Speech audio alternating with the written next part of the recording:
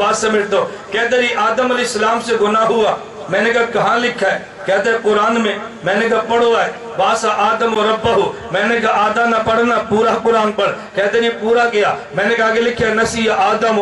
آدم علیہ السلام بھول گئے تھے تو بھول کر کام کرنے کو تو گناہ کہتے ہی نہیں ہے. تو نے گناہ کہہ کیسے دیا ہے؟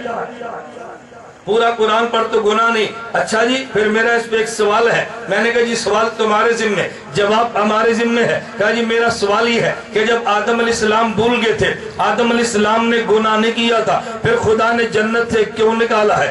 ربنا ظلمنا انفسنا یہ دعائیں کیوں مانگی ہے؟ 40 سال تک ہم حوا آدم الگ کیوں رہے ہیں؟ یہ 40 سال تک روتے کیوں رہے ہیں؟ عرفات میں پھر اکٹھے ہو کے توبہ کیوں کی ہے؟ اگر یہ گناہ نہیں تھا تو رونے کا معنی کیا ہے؟ میں نے کہا ذرا بات کو سمجھنا. میں تم سے ایک مسئلہ پوچھوں گا پھر تمہیں بات سمجھ آئی. اگر کوئی آدمی روزہ رکھے اور روزہ رکھ کے کھا لے تو روزہ ٹوٹ جاتا ہے یا نہیں؟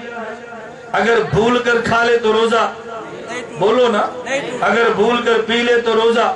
اس سے پتا چلا کہ بھول جانا معاف ہے. اگلی بات میں پوچھتا ہوں, اگر کوئی بندہ بھول کر نماز میں بات کر لے تو پھر نماز ٹوٹ جاتی ہے. تو میرا سوال یہ ہے اگر بھول جانا معاف تھا تو بھول کر بات کرنے سے نماز کیوں ٹوٹی ہے؟ اور اگر معاف نہیں تھا تو روزہ کیوں نہیں ٹوٹا؟ نہیں سمجھا؟ اس سوال کا جواب تمہیں بڑی مشکل سے مل رہا ہے اور ہم تمہیں چٹکیوں میں جواب دیں گے. توجہ رکھنا. اگر تو روزے اور نماز کی بھول کو سمجھے گا تو نبی اور امتی کی بھول کو سمجھے گا.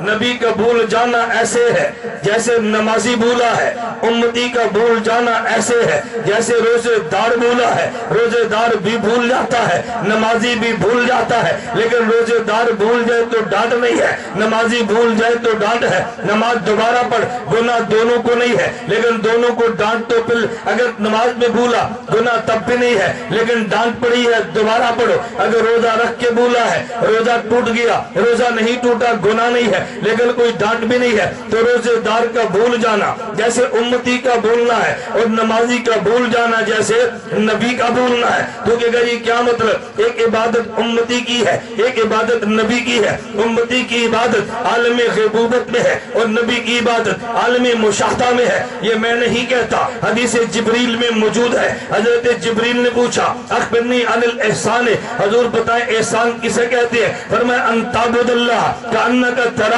فإن لم تکن تراہ فإنہ یراک.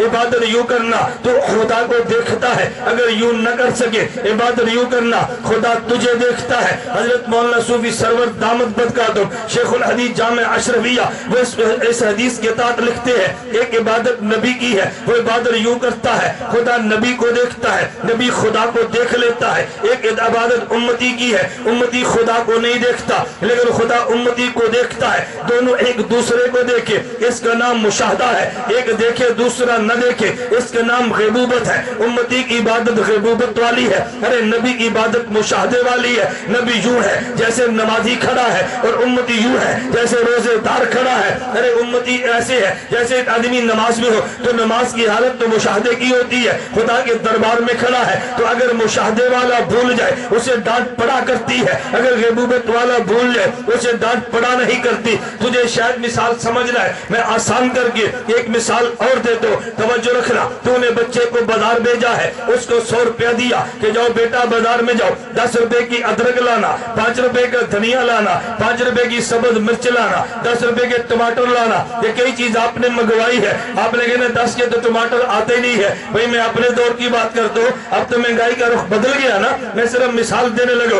آپ نے بچے کو بھیجا, 10 چیزیں لکھ کے دی ہے, وہ بچہ واپس آیا, اس کا تو نے شاپنگ بیگ کھولا, شاپر اور تھیلے میں دیکھا اس میں ادرک نہیں تھی. تو نے کہا بیٹا ادرک کیوں نہیں لایا؟ وہ کہتے ہیں ابو جان میں بھول گیا. اسے کوئی بھی نہیں ڈانٹتا, اگر ڈانٹے گا تو ساتھ والے کہیں گے بھئی چھوٹا بچہ تھا, تو نے 10 دن میں کام لگائے تھے, اگر ایک بھول گیا تو کون سی قیامت ٹوٹ پڑی ہے, کوئی نہیں ڈانٹنے دیتا. لیکن اگر تو نے بچے کو دکان پہ بھیجا اور 10 روپے دے کے بھیجا کہ جاؤ بیٹا تم ادرک لے کر آؤ, وہ 1 گھنٹے بعد واپس آیا, تو نے پوچھا بیٹا ادرک لایا ہے؟ اس نے کہا جی نہیں لایا۔ پوچھا کیوں نہیں لایا؟ کہتا ہے میں بھول گیا ہوں۔ اب اس سے ڈانٹ پڑے گی، ارے نالائق تیرے ذمہ میں ایک کام تھا تو وہ بھی بھول گیا ہے۔ ارے روزے دار کو دیکھ، اس کے ذمہ کئی کام ہے، اس نے روزہ بھی رکھنا ہے، نماز بھی پڑھنی ہے، تلاوت بھی کرنی ہے، دکان پہ جانا ہے، سارے کام کرنے ہیں، لیکن نمازی کے ذمہ صرف ایک کام ہے، سارے کام کو چھوڑ کے صرف خدا سے بات کرنی ہے۔ روزے دار کے ذمہ کئی کام ہے، نمازی کے ذمہ ایک کام ہے۔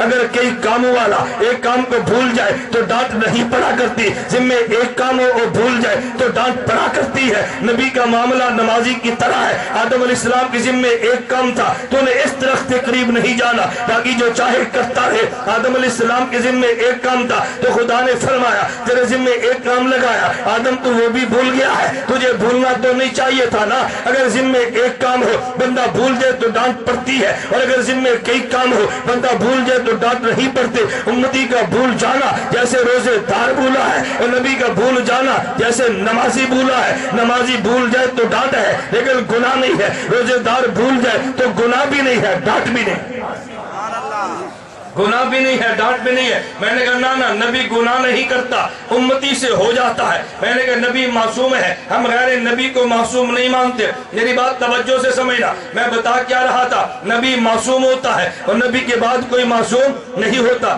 چلیے میں ایک مثال اور دے کے بات کو سمیٹنے کے بعد ختم کرتا ہوں۔